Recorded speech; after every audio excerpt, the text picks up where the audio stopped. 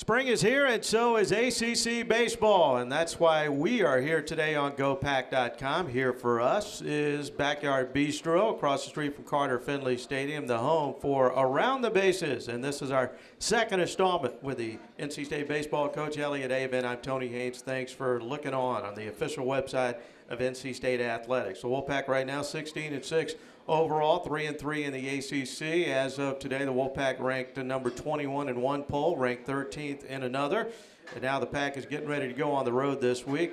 Game at UNC Wilmington on Tuesday night, and then 3 down in Tallahassee against Florida State Friday, Saturday, and Sunday. And the Pack has a little momentum going into the week after coming back to beat Notre Dame in the final game of a series. It was a series winner on Sunday as the Wolfpack turned back the Irish 16-6. And Coach Avent, what a wild swing of emotions for you and your team between Saturday and Sunday, huh?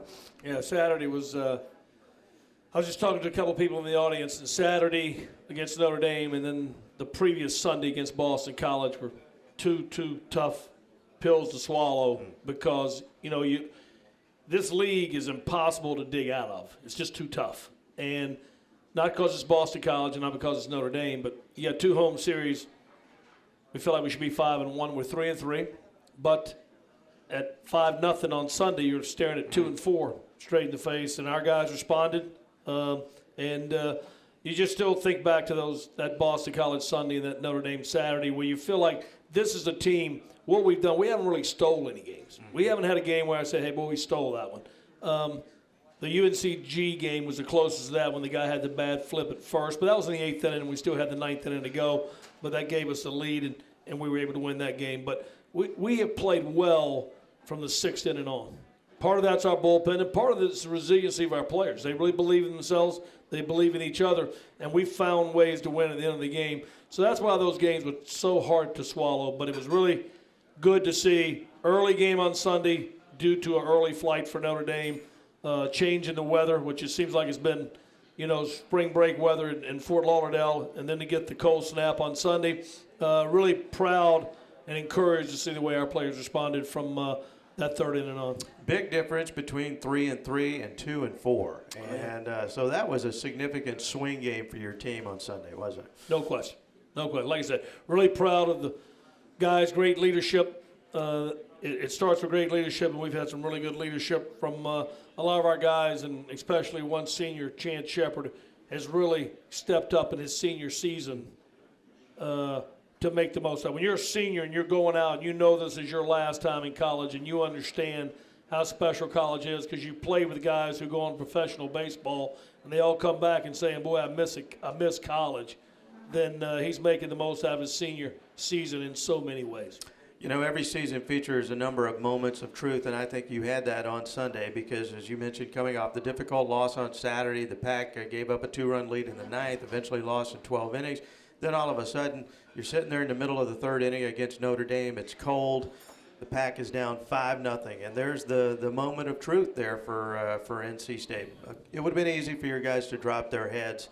Did you really learn a lot about your group, the way they handle things, down 5-0, and then coming back with such a great bottom of the 3rd inning to answer those 5 runs? Yeah, Tony, you learn a lot from your players every day, and that's what you do in coaching is you learn from other coaches, you learn from your players, you learn from other players, and I thought a lot of this group from day one. I thought there was great chemistry in the clubhouse, and I thought there was a possibility of great leadership, and that was shown especially on Sunday. Yeah, coming back and tied the game in the bottom of the 3rd inning to answer those runs that Notre Dame had scored in the top half to make it 5-5. You coaches and your players always talk about the importance of grinding out at-bats.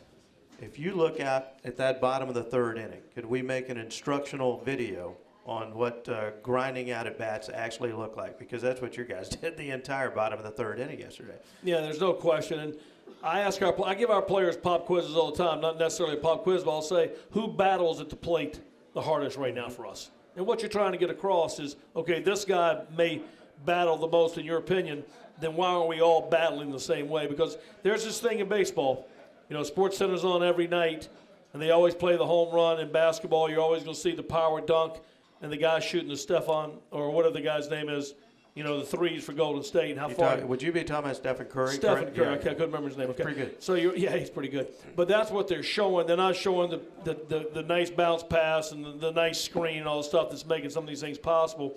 So it's easy for our guys to get caught up in that same mode. And I think the third inning started with a Chance Shepard single to left field, just in the sixth hole, but he battled his butt off, and he's probably got more power than maybe any player I've ever coached. And he also, I thought, won the game on Saturday. That rocket he hit, the guy was throwing away with good velocity, hit the rocket. Somehow the first baseman tipped it, and somehow it didn't roll by him. It just kind of stayed right there. And but I think it started out with that, and then we had a lot of, as you called it, grind out at bats. Another guy's been grinding out some at bats for us is Stevie Patera, and he just really battles at the plate. And hopefully that'll become contagious, and we can all grind out at bats and get to where we're scoring a few more runs. You and I are thinking along the same lines, which is very scary for you, my friend. But I wanted to talk about Chance Shepard's at-bat specifically. I remember him being down 0-2. Their left-hander, Scott Tully, then tried to get him chasing breaking balls in the dirt. He laid off those pitches, finally got a count where he could get a base hit on a 3-2 count. But are you really pleased and proud of the way that Chance Shepard has developed discipline as a hitter, especially here in the senior year?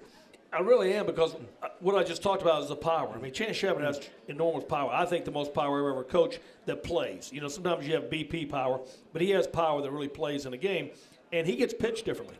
I mean, other teams pitch him so carefully, and they're really afraid of him, and yet he could get caught up in how far he can hit the ball and hit home runs occasionally where everybody goes, woo, and all this kind of stuff.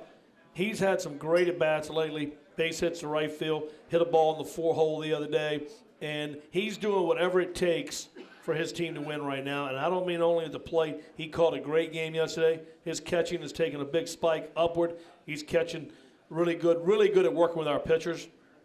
Our pitchers have struggled at times this season. Chance does a great job of getting them back in the zone, getting their mentality right. He has a great mentality behind the plate, and he's also been our leader in the clubhouse and as well as the dugout. His emotion in the dugout and the things he chooses to say at the right time has been a big part of our success this year. Another guy who was grinding it out, and he always does, is Preston Palmero. Had some big hits in that game, 2 big doubles. He had 4 RBIs in the game, and I'm so boring sometimes, Coach, when I watch baseball. I actually pay attention to where the foul balls go. And yesterday against a lefty, he'd foul one off in the opposite bullpen, then he'd foul one off on the pull side bullpen. Bottom line is lefty tried everything, in and out, up and down, couldn't get him out. Is he one of those guys you see has the ability to really frustrate pitchers? Well, he does, and he started out the season so hot for us. I mean, he started out the season our hottest hitter, and as all hitters do, he went through a little lull where it became tough, and then they began pitching him so tough. And he's made an adjustment to that now. There was a time when he didn't, but he's made an adjustment, and they always try to find a left-hander to throw against him. And any lefty hitter will tell you it's tough for a lefty sometimes to hit a lefty, and more so than a righty to hit a righty. And he's made an adjustment lately, and he had the big hit for us. There were a lot of big hits, but that double or triple, whatever it was that he hit, I guess he wound up with a triple on Sunday that tied the game, was big for us. You mentioned Stephen Patera, 4 for 5 yesterday, career high. He actually leads NC State in batting right now. He's hitting .393. But I remember what you said when we did our first installment around the bases. You had an inkling he was capable of this all along, didn't you? Yeah, I mean, I thought he had a possibility to do this last year. He wasn't quite as strong. He was a freshman, and basically we had other guys that were more experienced than upperclassmen, so it wasn't really a place to put him in the infield. And this year he was our best, hottest hitter early on, and he got a severe hamstring injury, which he was plagued with in high school, where he actually tore it, and it kept him out for quite a while. And I still worry about him. I told him when he was hurt, Steve, you were so hot when you left and you were playing so good, because every hitter, when they go down for an extended period of time, they think I'm not going to get back out there. Somebody's going to replace me, kind of the Wally Pipp thing. And he went out there. I said, Steve, hey, you'll be back, and you'll be back just as good as you were, because you were so good when you left. And he's come back, and he's been sensational. Bad cleanup for you yesterday, but you look at his hitting style. Is he one of those guys you feel like you could hit anywhere in the lineup? Yeah, I mean, he's not a prototypical cleanup hitter, but Right. college baseball's kind of gone away from, your prototypical put him where, Chance Shepard is always fourth or something like that, and, Bubby Riley's in the 5-hole with power. You do want the middle of your orders, as I look at Mickey Mantle across the screen there, or Roberto Clemente, you do want the middle of your order to be able to drive in runs, because hopefully the top of your order is the table setters and they get on base, Brock Deathridge, Josh McClain. But what we did with Stevie in the 4 holes, I put Brock in the leadoff slot. Kisner was in the 2-hole. He's hitting like 360 or something. Chance Shepard, I think, is our most competitive hitter right now, besides Stevie. I put him in the 3-hole, and then I kind of just rolled the lineup over again. I put Stevie in the 4-hole because he's our next leadoff hitter, and just kind of did it like that, and followed him with Mendoza, who's a pretty good 2-hitter, and puts the ball in play, and then Preston would be the next 3-hole hitter. So I just kind of did the lineup like that, and it seemed to work okay. 22 games into the season, your top 3 hitters right now are Patera, Evan Mendoza, and Josh McClain. They're 1, 2, 3 as we stand here today. 22 games into the season. Does that surprise you? It doesn't surprise me with Patera because that's what I thought, and I told you earlier on the season. His bat just stays in the plane of the baseball so long, and the whole key is keeping your bat through the plane of the over the plate for the baseball, because pitchers, change rhythms and change timing and curveball, change up everything. So you got to stay in the zone for a long time. He does that probably as good as anybody we got. And Josh McClain's a battler. He's a fighter. He and Coach Hart has worked so hard with his hitting mechanics. And like I said, he believes in himself. He's such a fighter. So that doesn't surprise me. Evan Mendoza, he came in as a top pitcher. He started for us opening day, I think, a weekend, last year. And I thought he was going to be a tremendous pitcher, and still do think he could play that role. He really wants to be a position player. And he has worked very hard, and we've had great conversations how bad he wants to be a position player. And, the more and more I watched him as we made that conversion, every time he takes BP, he has great barrel control, and he puts the barrel on the baseball, and that's the whole name of the game. Well, on Coach Godfrey's radio show, we always allow him the opportunity to talk about other sports. So we want to give you that chance. You're watching basketball? Yeah, I am. March Madness? Yeah, I was just texting with Mark a while ago before we started the show. Yeah, what do you think? I haven't got a chance to watch as much as I want to, but it stays on so late. My gosh, I get home last night, it's like 2 more games, and I get home like at 8 o'clock. And but I saw the Northern Iowa game last night, and I was crushed by that. You get into pulling for the Cinderella team, and the team you think should win the game. I only saw the last part of that game, and but you feel for the players. I heard their press conference. I was talking to Tim Utrup about that, and Bruce Winkworth a while ago. You hear the press conference with the players and the coach, and it just kind of breaks your heart a little bit, especially when some things happen at the end of the game that some of it Texas A&M calls, some of it probably Northern Iowa could have done better, and some of it, falls to officiating, which never seems to get a big penalty.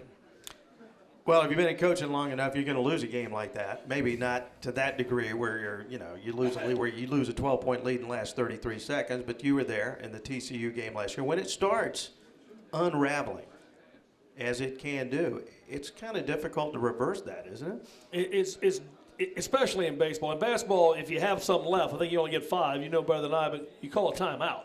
A timeout can. I thought Mark did a great job this year. He called some great timeouts. I watched Mark's game management style, and he picks great times to have a timeout. But in baseball, you kind of you get one mound visit in an inning, you only get 3 for the game, so sometimes you just got to let it go. And ain't much you can do about it. You'd like a timeout. I would have loved a timeout in that TCU game last year. He's Elliot Avent. I'm Tony Ainge. You're watching Around the Bases on the official website of NC State Athletics, GoPack.com. We're shooting from the Backyard Bistro in Raleigh. By the way, next show, make plans to come join us. It'll be 12 noon on Thursday, April 7th. We're going to take a little break. Back with more as we continue Around the Bases with Coach Elliot Avent in a moment. He is NC State baseball coach Elliot Avent. I'm Tony Haynes. You got Around the Bases on GoPack.com. The Wolfpack 16-6 overall now and 3-3 in the conference. Next ACC series on the road next week down at Florida State. We know the Seminoles are always very, very good. And Coach, before the break, we were talking about basketball and March Madness, but we'd be remiss if we didn't give a thumbs up to the NC State wrestling program. What a terrific job they've done. Well, I tell you what, Pat Papalizio and his staff have done an unbelievable job with this wrestling program. We have a school here that's, embraced wrestling, and, we've had so many great champions here, national champions, ACC champions, and started with Coach Guzzo a long time ago, the legendary coach here. And but Pat Papalizio has done such a good job here, and he's such a good guy. He deserves it. Like he did it the right way. The thing is remarkable to me. We had his whole team out for Pat and Wiz to throw out the first pitch on, I think it was this Saturday game of Boston College before they left for the championships in Madison Square Garden. And Wiz, he begged out, which really ticked me off. I couldn't do much about it, but he begged out. And but I think Gant threw a strike to home plate, and Pat, I finally goaded him into throwing a lob ball up there off the mound. But he's done such a good job, and it was just heartbreaking. I was emailing with Debbie Yao last night, actually quite late, and we were talking about that thing. She was at Madison Square Garden, and it was really heartbreaking to see the way it happened because he had the match won. I mean, I'm watching it after a tough day at Doak Field at Del Park, and I'm watching that thing, hoping for a little retribution. And, he's got the thing won with 20 seconds to go, and I think most people would have run around the mat and just kind of, won 3 national championships, but that's not Wiz's style. He's aggressive. He wrestles. He's a wrestler, and he just wanted to keep wrestling. And, it was kind of like Tin Cup. You know what I'm saying? Golfers lay up when they got the Masters won, and in basketball, you pass it around. Carolina made the Four Corners famous with Phil Ford, and everybody kind of passes around and tries to milk the clock. In football, you hand it off. But, gosh, I wish Wiz would just run around a little bit instead of being such a competitor and so aggressive. But it's what made him famous, and this university's so proud of him for what he's done at this university and what Coach Papalizio has done. But they're such good kids. I'm shocked in such a tough, competitive sport for how they have to grind it out every day and what they have to do to be special to see what great kids they have that are part of this university. You were able to tap into some fairly entertaining stories from Coach Guzzo along the way, weren't you? Yeah, every morning started in Coach Esposito's office with Coach Esposito, Coach Valvano, and Coach Guzzo. And I was fortunate enough. I guess they let me in there because I'd go out and get the coffee or whatever, so they allowed me to be in there. And your name didn't even end in a vowel either. And no, and Mr. Whedon would come in occasionally. That was hysterical the way they would, knock around Mr. Whedon. But it was, Coach Guzzo did a great job and built this program, and it's good to see what Coach Papalizio is doing, taking it to an even better level maybe right now. All right, back to the baseball team. We mentioned that Patera, Mendoza, and McLean are your leading hitters so far through 22 games. Any other surprises for you thus far? Oh, I don't know. It's one surprise is Joe Danan, who's that's in the other direction. He's such a great player, and he's worked so hard, and he was hitting the ball so good in the fall, and it just shows how tough this game is. This game is very tough, and it can eat at you, and it can beat you up. And Coach Esposito always taught me never compete against the game. Compete with it, but don't compete against the game because it will win every time, and it can destroy you. And right now, Joe's fighting the game a little bit, and he's played great defense for us, and he's a valuable part of this ball club, but we need Joe Danan's RBIs back in this lineup. I would imagine because of his pedigree, he understands the nature of baseball, but when you're struggling, it's just difficult not to press, is it not? You can understand it. You can get great advice. You can understand what you need to do, but when it's happening to you, it fights at you a little bit. In what areas would you like to see more improvement right now with your club?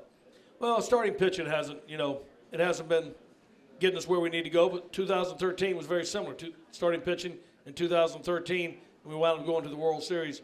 Couldn't quite get us to the 5th inning with most of the starts. And until Joe O'Donnell pitched a complete game the other day and Brian Brown had a spectacular outing on Saturday, our starting pitching really hadn't gotten us deep in the game yet. Ryan Williamson gave us a boost out of the bullpen yesterday when Johnny got off to a rocky start. So he basically pitched a complete game and did a great job. So that's encouraging. But the big thing is our bullpen has been so good at doing what they do. You just worry when they're going to wear out a little bit being called on so much. Yeah, after that game on Sunday, everybody's talking about the offense because after the top of the third, you outscored them 16-1. We don't see that in baseball very often. But Ryan Williamson came into the ball game, relieved Johnny Piedmont, pitched 5 solid innings, only 1 run, 4 hits. He struck out 7. And so he was, as I said, the unsung hero. But given the fact that you had to use 8 pitchers in that 12-inning game on Saturday, was Ryan Williamson going to have a longer leash regardless?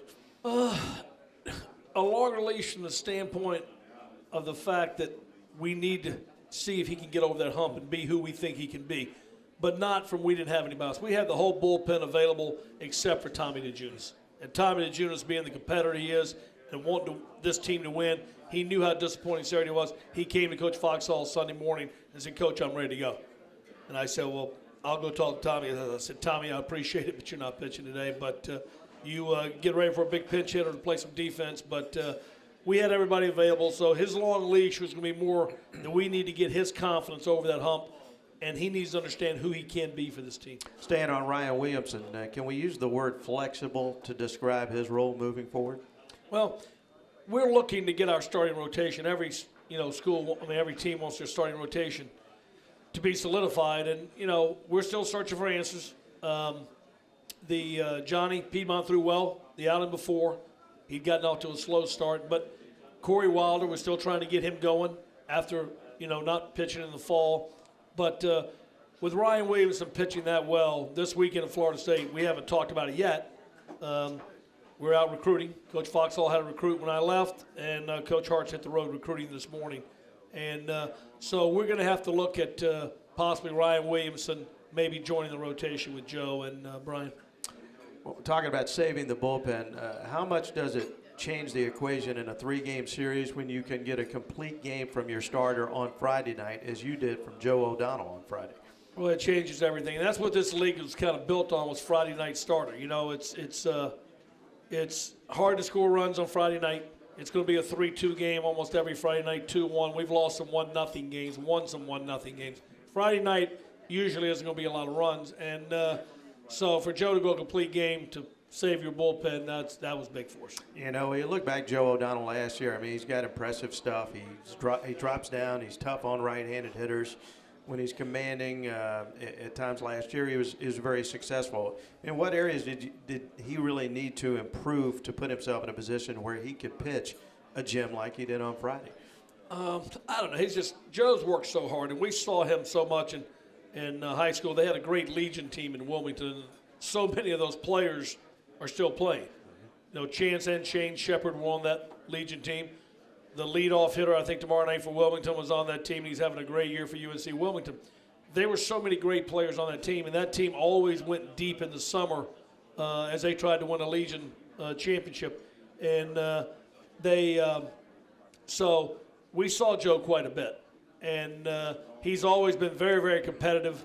I think when he came here was finding the consistency with his arm slot, because it's kind of that, different angle, and that's what he's always had to worry about, and making sure his slider has still bite. But with Joe, his main thing is first pitch command. If he can go 0-1, if Joe can go 0-1 and get ahead of hitters with that slider, he can be very difficult. First pitch strikes, most important pitch in baseball, right?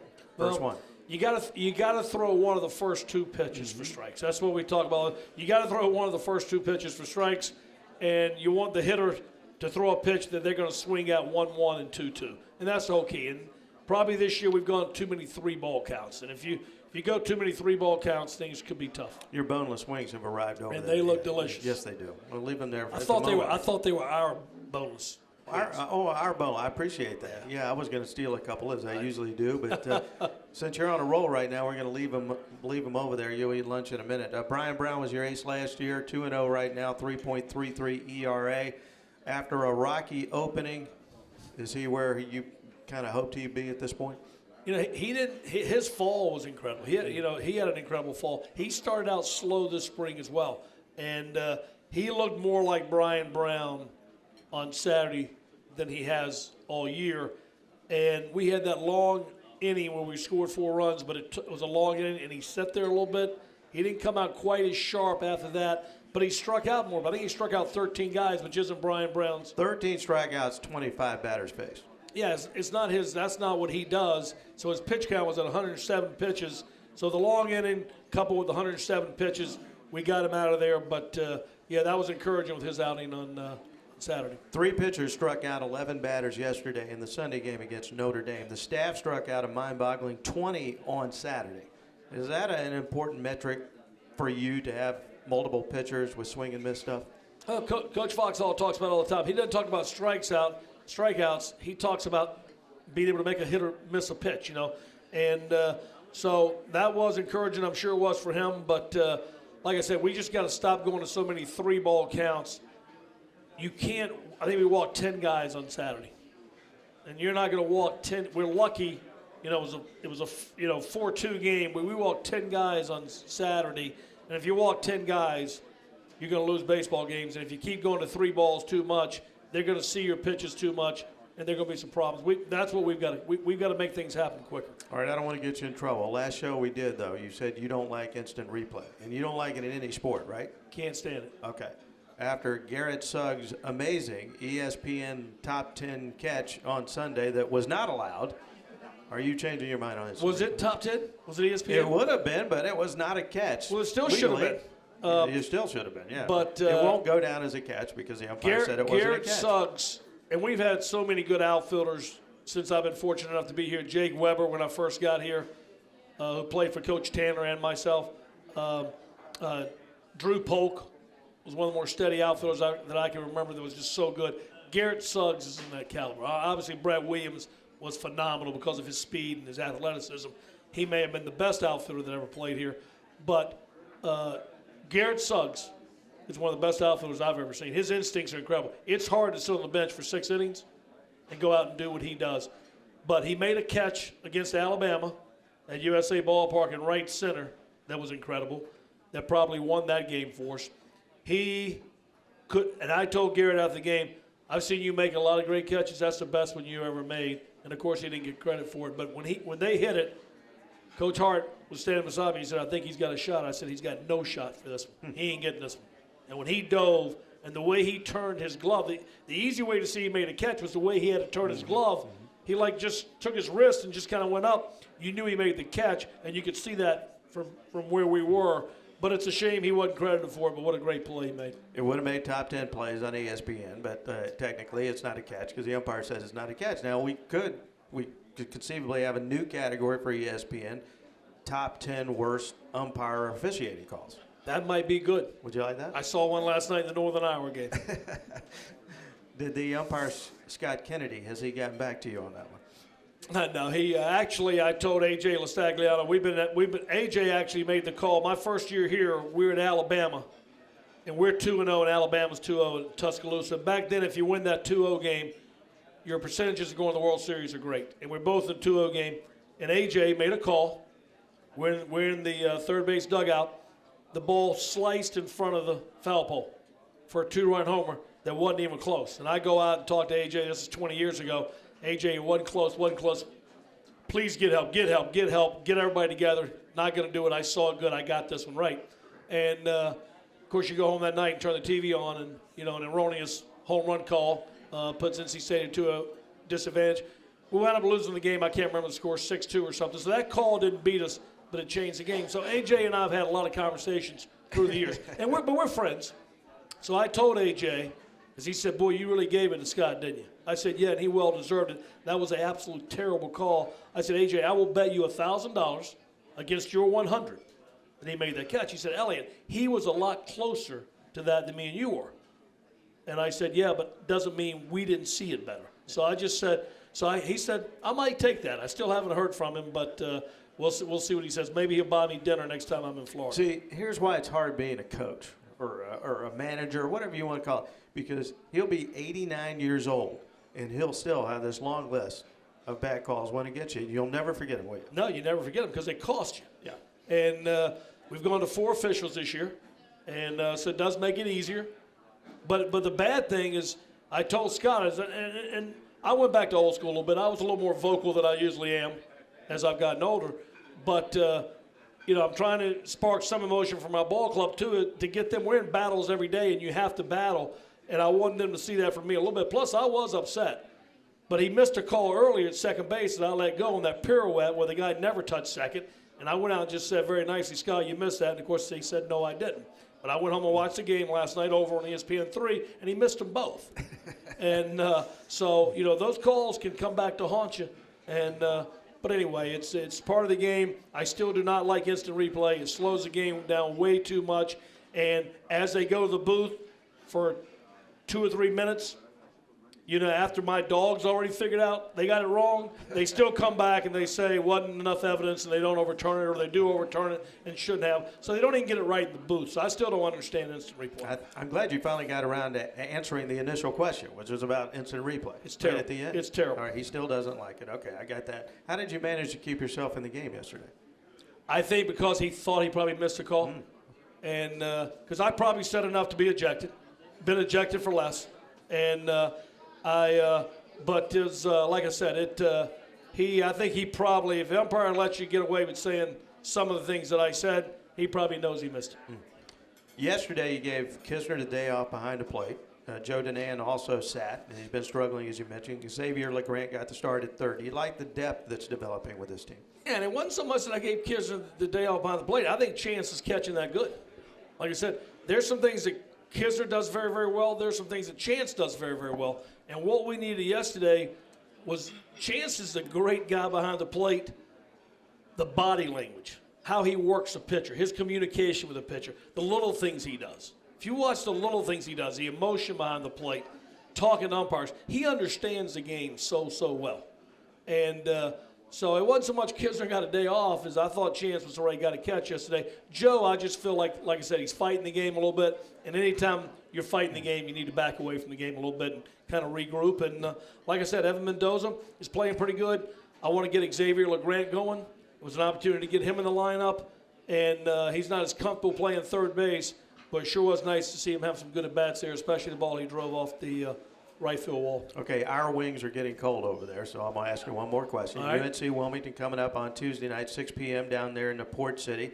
First game here in Raleigh. State won 5-2. You look at this series with UNCW, is it really great to know you'll always have those 2 games baked into your non-conference schedule every year? Well, like I said, our league schedule is tremendously tough, and we're getting ready to go on the road to Florida State and then Virginia the weekend after that. So you probably should play an easier non-conference schedule, and I wish I had this year, but you got East Carolina right here. You need to play East Carolina twice because of the rivalry. UNC Wilmington. I think Mark Scav's one of the best coaches that I've ever coached against. He does it the right way. It's a good school. Jimmy Bass, our old Jimmy Bass, is down there as the athletic director. Matter of fact, Jimmy sent me a picture of his new grandson this morning that was just born, so congratulations to Jimmy on that. And so you're going to play UNC Wilmington twice, and you got Elon. And this state just has some good teams in it. But Wilmington is really, really good. They went to Baton Rouge last year and almost won the LSU Regional at LSU. They got the same players back. That's going to be a tremendous challenge. We played very, very well when we beat them here. You like ranch with your wings? No, I just like wings. I don't like ranch. I don't like ranch. Great wings. Backyard Bistro. Come out here. Check them out. He's Elliot Avent. I'm Tony Yates. You've been watching Around the Bases. We do this again on Thursday, April 7th. Join us for lunch. You've been watching Around the Bases on GoPack.com. See you.